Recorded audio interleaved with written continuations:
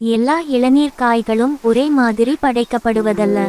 இலசான காய்கள் பளபளக்கும் பச்சை நிறத்தில் புத்துணர்ச்சியூட்டும் இளநீர் தண்ணீர் அதிகம் கொண்டதாக இருக்கும். கோடை காலத்தில் நம் உடல் சூட்டை தணிக்கவும் உடல் ஆரோக்கியம் குறையாமல் பாதுகாக்கவும் உணவு உட்கொள்ளும் முறைகளில் நாம் பலவித மாற்றங்களை செய்து கொள்கிறோம். குறிப்பிட்டு சொல்ல வேண்டுமென்றால் கொழுப்பு மற்றும் எண்ணெய் அதிகமுள்ள உணவுகளை தவிர்த்து மோர், தயிர், லஸ்ஸி, பழ ஜூஸ் வகைகள் மற்றும் இளநீர் போன்றவைகளை அதிகம் எடுத்துக்கொள்ள ஆரம்பிக்கிறோம். இப்படிப்பட்ட நீர்ச்சத்து அதிகமுள்ள உணவுப் பொருட்களை தேர்ந்தெடுக்கும்போது அவை சுத்தமாகவும் சுகாதாரமான முறையில் தயாரிக்கப்பட்டதாகவும் உள்ளதா என்பதில் அதிக கவனம் செலுத்துவது அவசியம். மேற்கூறிய உணவுகளில் இளநீர் மிகவும் பாதுகாப்பானது. இயற்கை முறையில் பேக் செய்யப்பட்டு கலப்படமில்லாத கனிம சத்துக்கள் கொண்டவை. இளநீர் வாங்கும் போது நாம் கவனிக்க வேண்டியது என்னென்ன என்பதை இப்போது பார்ப்போம். இளநீர் நாம் இருக்கும் இடங்களுக்கே தள்ளு வண்டிகளில் கொண்டு வரப்பட்டு மலிவான விலைகளில் கிடைக்கக்கூடியது.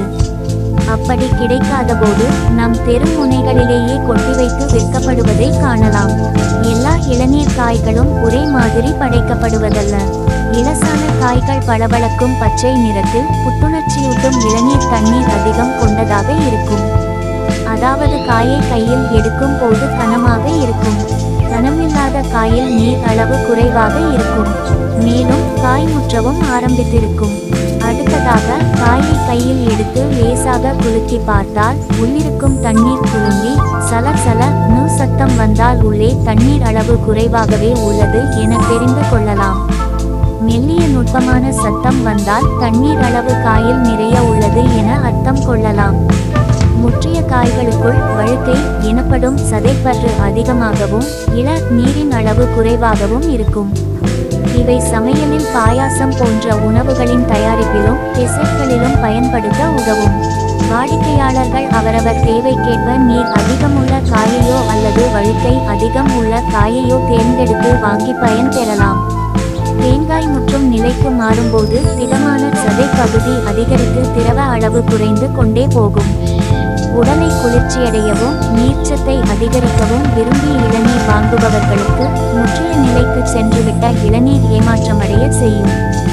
இளநீர்களுக்குள் இருக்கும் நீரின் அளவு மற்றும் ஃப்ரெஷ் ஆனது அவை சேமிப்பு கிடங்குகளில் சேமித்து வைக்கப்பட்டிருக்கும் கால அளவு மற்றும் வெளியுலக வெயிலின் தன்மைக்கேற்பவும் குறைந்து போவதும் உண்டு.